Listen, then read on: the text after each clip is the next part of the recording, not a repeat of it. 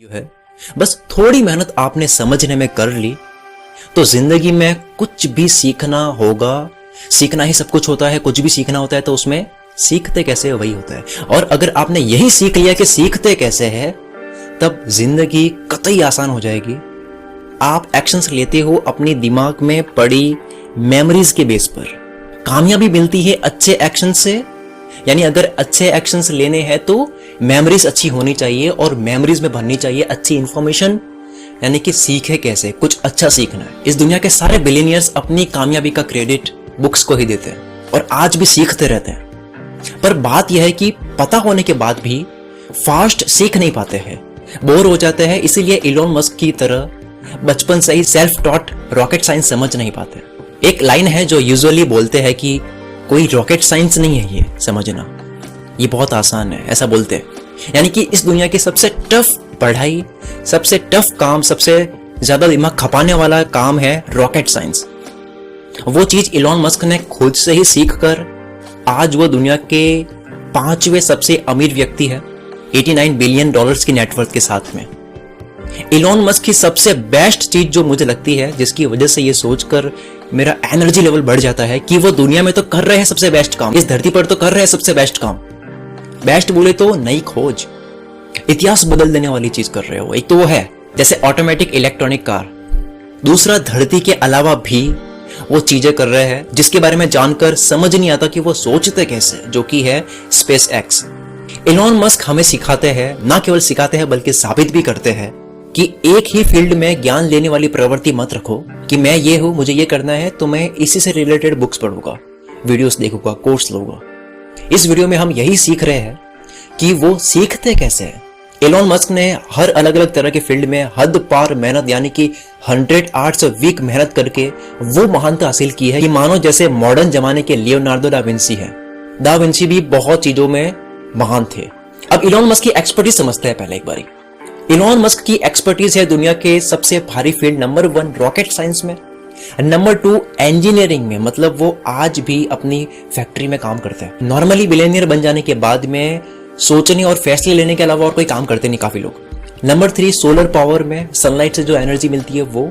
Number 4 जमीन के अंदर टनल जो होती है उसमें, जिसमें उनकी कंपनी हाइपरलूप, दूर तक टनल बनाकर पैसेंजर्स को वो सोच नहीं सकते उतनी स्पीड से उनको पहुंचाना चाहते हैं, उनको सफर करवाने में लगे हुए। नंबर 5 फिजिक्स में, नंबर 6 कंस्ट्रक्शन में, नंबर 7 एनर्जी में। ऐसे बहुत है, ये तो मैंने हाईलाइट बोल दिए कुछ जो मेरे दिमाग में आ रहे थे, ऐसे बहुत है।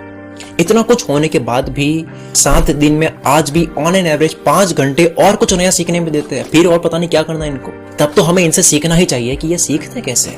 जितनी भी बड़े बड़े वैज्ञानिक रहे हैं उनकी रिसर्च में ये मिलता है कि 20 में से 15 तो पॉलीमैथ थे।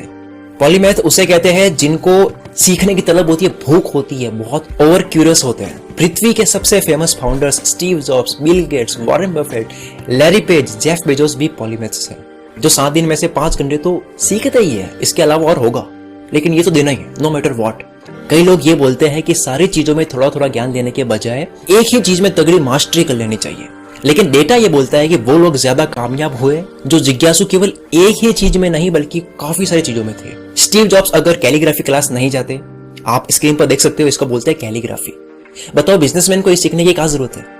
अब उन्होंने ये सीखने के बाद में ये चीज एप्पल कंप्यूटर में दिखाई, टाइपोग्राफी डाल दी उसके अंदर, तारीफ काबिल। लोग एप्पल कंप्यूटर के सॉफ्टवेयर की सुंदरता देखकर पागल हो गए, इतने गजब के fonts, easy to read, easy to use. तो जो भी सीखो वो आगे टकराएगा ही टकराएगा। और मैं कुछ भी बोल रहा हूं वो लेसन है कि सीखते कैसे फास्ट। अब इसकी गहराई में जाता है कि सब चीजें क्यों सीखनी है, इसकी साइंस समझते हैं, दिमाग काम कैसे करता है। इलोन मस्क के भाई किम्बल मस्क बताते हैं कि जब इलोन मस्क छोटे थे तब एक दिन में 2 बुक्स पढ़ते थे। एक दिन में 2 बुक्स। आप एक महीने में अगर 1 बुक पढ़ते हो ना, तब भी इलोन मस्क आपसे 60 गुना स्पीड से बुक पढ़ रहे हैं, 60 गुना स्पीड से सीख रहे हैं। तो ऐसा क्या पढ़ते थे वो? जब वो छोटे थे तब फिलोसॉफी, साइंटिस्ट, इंजीनियर्स और एंटरप्रेन्योर्स की बायोग्राफीज, साइंस फिक्शन, प्रोग्रामिंग की बुक्स पढ़ते थे जब वो छोटे थे, मतलब बड़े लोग भी नहीं समझ पाते। और जब वो बड़े हुए तब उन्होंने करियर से रिलेटेड बुक्स पढ़नी शुरू की, प्रोडक्ट डिजाइन की, बिजनेस की, टेक्नोलॉजी की, एनर्जी, इंजीनियरिंग, फिजिक्स की वो बुक्स पढ़ने लगे और उसकी बारीकी समझने लगे। ये सब खुद सीख रहे थे, स्कूल या कॉलेज से नहीं। उन्होंने एक इंटरव्यू में कहा है कि स्कूल और कॉलेज में आपको जाने की जरूरत नहीं है, आप सारी चीजें जो भी आपको सीखना है वो आप फ्री में सीख सकते हो। उन्होंने बताया कि कॉलेज तो केवल मजे के लिए है, क्योंकि आप खुद से जो सीखते हो आप अलग ही सीखते हो। आप वीडियो में देख सकते हो। You don't need college to learn stuff, okay? Everything is available basically for free. You can learn anything you want for free. It is not a question of learning. So I think colleges are basically for fun and to prove you can do your chores, but they're not for learning. जब कोई इंसान एक से ज्यादा चीज सीख रहा होता है तब वो लर्निंग ट्रांसफर मेथड जाने अनजाने में इस्तेमाल करता है। एलोन मस्क भी ऐसा ही करते हैं। लर्निंग ट्रांसफर यानी किसी और सब्जेक्ट या फील्ड में कोई फंडामेंटल या बेस समझ लिया, ये इंडस्ट्री कैसे वर्क करती है आपने समझ लिया, देन वही चीज दूसरे में अप्लाई करना, क्योंकि बहुत हद तक काफी चीजें एक जैसी होती है अलग अलग फ्लेवर में, तो इससे क्विक लर्निंग हो जाती है, जल्दी सीख लेते हैं। ये बिल्कुल वैसा है जैसा आप हिंदी लैंग्वेज बहुत अच्छे से सीख गए, उसकी ग्रामर आप अच्छे से सीख गए, देन आपको दूसरी कोई लैंग्वेज सीखने में आप बहुत आसानी होगी, यानी इंग्लिश की ग्रामर सीखने में थोड़ी आसानी होगी। लर्निंग का एक सीक्रेट जो कि इलॉन मस्क बचपन से इस्तेमाल करते आए हैं और फास्ट सीखने वाले लोग ये सीक्रेट इस्तेमाल करते ही है, वो है कि कुछ भी सीखा उसको रियल वर्ल्ड में अप्लाई करना, रियल वर्ल्ड से कनेक्ट करना। सीधा सीधा बोलूं तो ये है कि किसी भी सब्जेक्ट के, किसी भी इंडस्ट्री या फील्ड के प्रिंसिपल्स होते हैं, एक बेस होता है, उसके फंडामेंटल्स होते हैं। प्रिंसिपल्स यानी उस फील्ड की बैकबोन स्ट्रांग होनी चाहिए। अब जब बैकबोन समझ लेते हो आप, जड़ें मजबूत जब आप कर लेते हो, तब काफी आसानी हो जाती है बड़े लेवल पर फास्ट लर्निंग करने में। अब इसको आप और अच्छे से समझ जाओगे अगर आप रिचर्ड फेनमैन की बात को थोड़ा और ध्यान से सुनोगे। ये क्या कहते हैं? रिचर्ड फेनमैन जिन्होंने नोबेल प्राइज जीता है अपने सब्जेक्ट में, और उनका सब्जेक्ट है इंसानी दिमाग के लिए सबसे मुश्किल चीज को समझना, यानी कि क्वांटम मैकेनिक्स।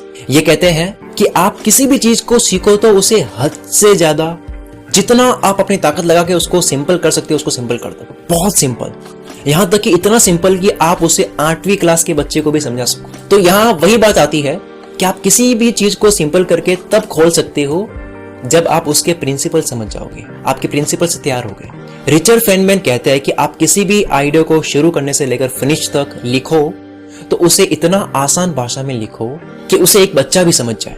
अपने आप को पूरी तरह से फोर्स करो उसके अंदर की गहराई समझने में, लेकिन उन सारे लिखे हुए आइडियाज के एक दूसरे से बने हुए कनेक्शंस बनाते चलो, उनको लिंक करते चलो। सिंपल चीजों को एक दूसरे से बांधते हुए समझते जाने से आपको कहीं ना कहीं एक गैप नजर आएगा कि ये यहां ऐसा क्यों है, लेकिन आपको लगेगा, तब वो टेंशन अच्छी है। यही से आपको अवसर मिलेगा और गहराई में जाने का, उसे सीखने का। कुछ रिसर्च ये बताती है कि अपने नॉलेज में जब आप बहुत गहराई में जाते हो तब आपकी एक तरह से दिमागी कसरत हो रही होती है, और वो हेल्प करता है बाकी चीजों को और अच्छे तरीके से और फास्ट तरीके से सीखने में। मैंने शब्द इस्तेमाल किया नॉलेज की गहराई में जाना। इसका मतलब है कि आप एक चीज को बहुत ही ज्यादा अलग अलग तरीके से समझ चुकी हो और समझा सकते हो।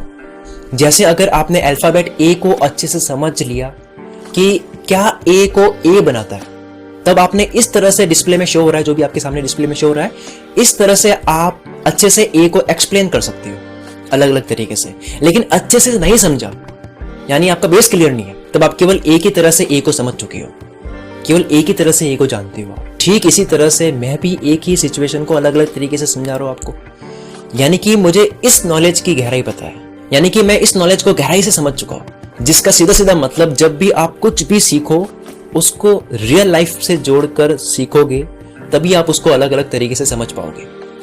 चाहे उसको कितना ही घुमाकर आपसे सवाल कोई कर दे, तब भी आप आसानी से उसको आंसर कर दोगे, क्योंकि आपने सीखा ही नहीं है, आपने रियल चीजों से रिलेट किया है। इस तरह से चीजें सीखने से आप कभी उस चीज को भूलोगे नहीं। अगर मैं पूरी वीडियो को कुछ शब्दों में समाप्त करूं कि हम इलॉन मस्क से, जो कि एक रीडर से 60 गुना तेज सीखते हैं, उनसे ये सीख सकते हैं कि आपको एक ही चीज में मास्टर होने के बजाय और चीजें ट्राई करनी चाहिए, ताकि एक दूसरे से चीजें जोड़ते हुए आप रियल वर्ल्ड को और अच्छी नजर से देख पाओ, जो हकीकत है उसको अच्छे से बारीकी से देख पाओ। जितनी ज्यादा चीजें आप एक दूसरे से लिंक करते हुए, एक दूसरे से जोड़ते हुए सीखते जाओगे, जानते जाओगे विथ फन, मतलब आपको उसमें मजा भी आ रहा है, उतने आप सुलझते जाओगे। लेकिन ध्यान रहे रियल वर्ल्ड से कनेक्ट करना जरूरी है। चलो मैं अपनी अगली बुक रीडिंग कंटिन्यू करता हूँ। लॉकडाउन में मैंने अपनी एक हैबिट और बढ़ा दी है, वो है बुक रीडिंग की। अगर आपको लगता है कि आपको मैं कुछ सिखा सकता हूं जिसकी वजह से बहुत एनर्जी से भरे हुए आप रहोगे, आपका आलस पूरी तरह से कम हो जाएगा,